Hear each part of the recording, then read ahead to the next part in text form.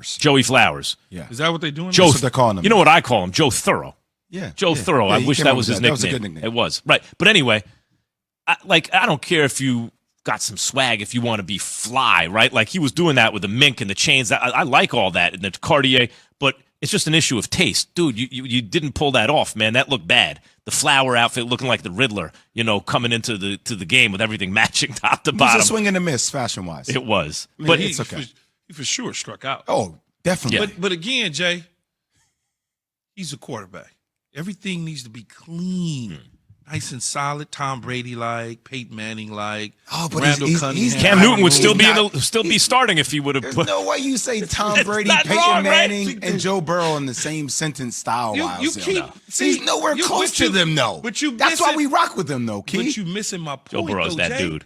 My point is there's a quarterback club. There you go. Mac Jones would have never tried that. No, of course not. You seen the way Mac Jones walks? It's got to be it's not a matter of his walk. Well, you got to be able to walk swaggy if you're going to wear something swaggy. Nah, you can't. He missed on that one, man. Joe Burrow is just here's the reason he could do that. And he's his own guy. That's the thing. And do it your way. I get all that. But I'm just telling you, the quarterbacks, they're rolling over. I mean, they're not dead, but they're rolling over. You know what I'm looking always for a guy, and this is not about race, right? But the way I'm using this term, you got to be comfortable in your own skin if you want to lead a group of guys, right? Yeah. So some guys you could tell it's just they come off as fake, and other guys come off as authentic. Whatever their person, like Andrew Luck to me always came off authentic. That's who the dude is. Oh, I get it. Patrick Mahomes, authentic. Yeah. Joe Burrow to me is not trying anything. That's who he is. And by the way, last night it was like they're white out. You know what I mean? Like their new white uniforms, what they were doing. He was tying it all together. It was 100% that suit's authentic. You got to be confident to be yourself. Here is Joe Burrow. You can hear it, the confidence in the way he talks about the team, even when they haven't looked good. The question is, does the team have the same DNA, the Cincinnati Bengals defending AFC champs who got off to a slow start, could have been 0-3, could have also been 3-0. Does the team have the same DNA as last year's team? Yeah. Yeah. I mean, we're just, we're on offense. We're finding our stride. Defense has been great all year. We're starting to click on all cylinders. We can keep getting better on offense. There was a spell halfway through the game right there that we didn't put any points on the board, but I thought we responded well, scored points when we needed to. Defense is going to keep playing great. That's what they do. So, look, the O-line was good last night. They gave up 1 sack. I talked about last week versus the Jets. They gave up 2 sacks. That's good for Joe Burrow. He had time in the pocket, and he's great at escaping the pocket. Here's my concern I have about the Bengals. Joe Mixon. Now, I know in the first drive of the game, he got a TD. It's his first TD of the season, guys. Of the season. We're talking about game 4 right now. You're talking about a guy last year that literally had 292 carries for 1,205 yards, a career-high 13 touchdowns. So when you're not able to move the ball on the ground, Key, it makes that offense seem more one-dimensional, and it puts more pressure on Joe Burrow, like we've talked about multiple times, to try to create something. Until they get that run game down, 100%. I think you're going to see this offense continue to sputter.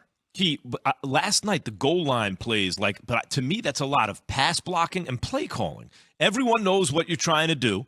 It's a heavy goal line defense, and you give the ball to Joe Burrow, and on consecutive plays, you try to run it right up the gut. Well, guess what? If you're not winning your pass blocking, your run blocking, and everyone knows what's coming, a little bit of imagination there, you score a touchdown. Joe Mixon, 24 carries, 61 yards. Here's what I would say. They weren't moving it. You're right. They win the game 2-0 over the last 2 weeks. They beat a Miami defense that's solid and sound, plays a lot of man-to-man coverage. You take what they give you in these situations. Will the running game eventually get much better? Probably so as time goes on. The first 2 weeks of the season, they struggled all the way around. Now you look at what they're able to do in the air with the 3 wide receivers that they have. That's what you do. You utilize Boyd and Higgins and those guys.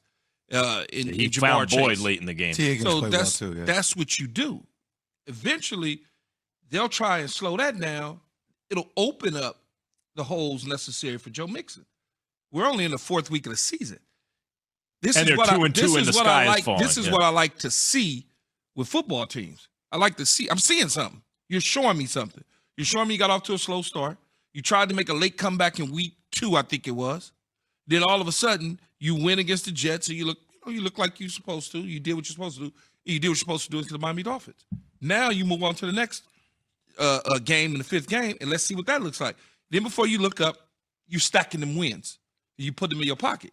I have no issues with the way that they played last night whatsoever. I mean, look, Von Bell on defense or safety got 2 interceptions. He had 1 major interception, actually gave him a TD to win the game, right? So it put the game out of reach. So their defense won. But this is not the same high-octane offense that we saw last year thus yet. Like, look, can they form into a Super Bowl team? 1,000%. But it does seem like their offense is What's far your opinion, away. Jay, when Joe Burrow says DNA? I hear what you're saying. I agree. When Joe Burrow says same DNA, because what you're bringing up, if Mixon gets going, like if all those field goals they were kicking, instead they were punching it in, that's a lopsided game, Agreed. right? So do you think it's there? You think they're not whether it's there. Are they going to get it going, yes or no, this year? I think so. On the ground. I think on the ground, and eventually with the way Higgins and Jamar Chase have played, with the amount of attention they receive, it's going to have to open up for Joe Mixon. Look, Yeah. went into this game yesterday on NFL Live talking about this matchup. And one of the first things that I mentioned is the wide receiving core against the Miami Dolphins DBs. Teams that have 3 receivers that are legit. You got 2 1s in Higgins and Chase. You got a 2 in Boyd, who's essentially their 3. Mm-hmm. Or essentially they're 2 because you got 2 1s. The Miami Dolphins doesn't have 3 DBs. So you got to decide who goes where and who covers who. We know that going into the game from a game planning standpoint. If they double one, okay, well, the other guys are singled up. If they single everybody, okay, great. If they play off coverage, we're going to throw it in front of them. If they come up on us, we're going to go over the top. So it's all a little bit. Is Boyd the best 3 in football? Is he the best gosh, 3? Because if he is, then they got the best receiving core. A lot of guys have the top 2, or not a lot. Some teams have 2, like A.J. Brown, Devontae. You have some great 1-2s, but maybe they got the best because they got the best 3. We can answer that coming up. Yeah, you got my brain, man. I got the brain.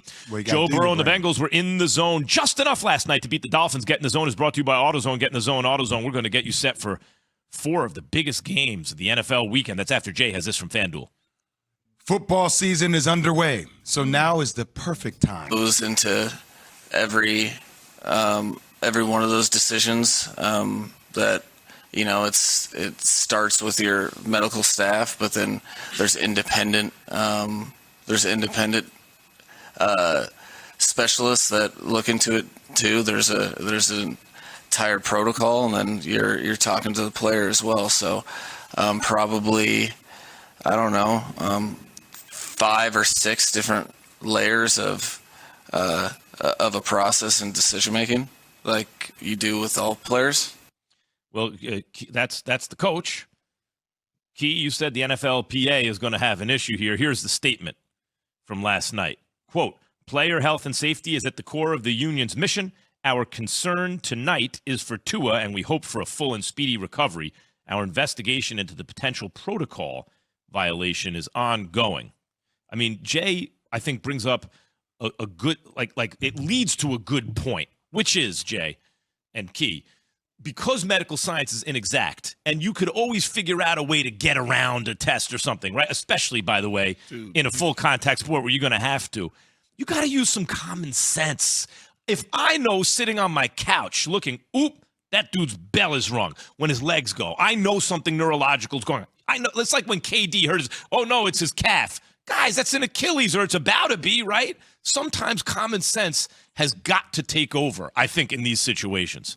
Yeah, I would have said he was concussed as well. If I was from afar watching it on television. But when in common sense wise, when you go into their locker room, they give you all these tests. There's doctors and tests and this and light here, light there, and motor skills here.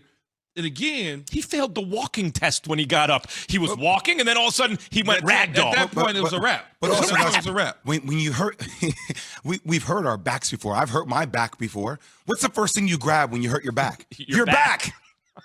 Your back. Oh.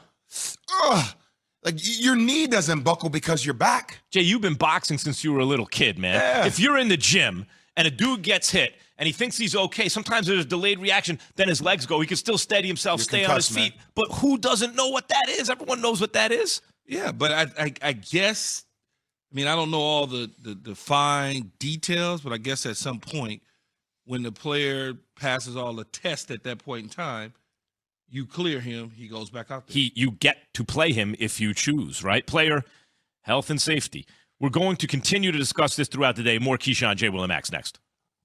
Tua sustained neck and head injuries after being sacked. He remained down for